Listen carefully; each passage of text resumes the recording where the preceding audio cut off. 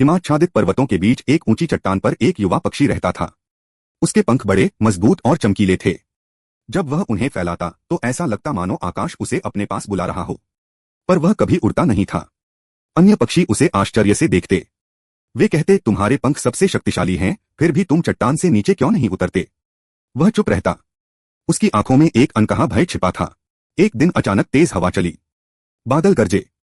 सभी पक्षी आकाश में उड़ गए, पर वह अपनी चट्टान से चिपका रहा।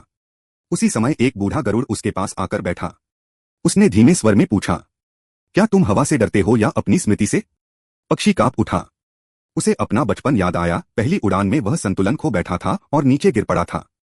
वह बच तो गया, पर उसके मन में भय का बीज जम गया। तभी उसे लगा मानो घाटी से कोई अजीब सी छाया उसे पुकार रही हो। अगली सुबह पर्वत पर संकट आया। एक भयंकर तूफान उठ खड़ा हुआ। छोटे पक्षियों के घोंसले डगमगाने लगे। एक नन्हा पक्षी चट्टान के किनारे फंस गया। सभी पक्षी दूर उड़ चुके थे। केवल वही वहां था। उसका हृदय तेजी से धड़कने लगा।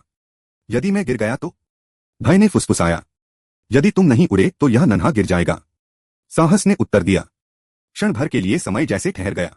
उसने आंखें बंद की, गहरी सांस ली और अपने विशाल पंख फैलाए। हवा ने उसे धक्का दिया। एक पल को लगा कि वह फिर गिर जाएगा, पर इस बार उसने संतुलन संभाल लिया। वह तूफान को चीरता हुआ आगे बढ़ा और नन्हे पक्षी को अपनी पीठ पर सुरक्षित बैठाकर ऊंचाई पर ले आया। तूफान शांत होने लगा। पर्वत पर सन्नाटा छा गया।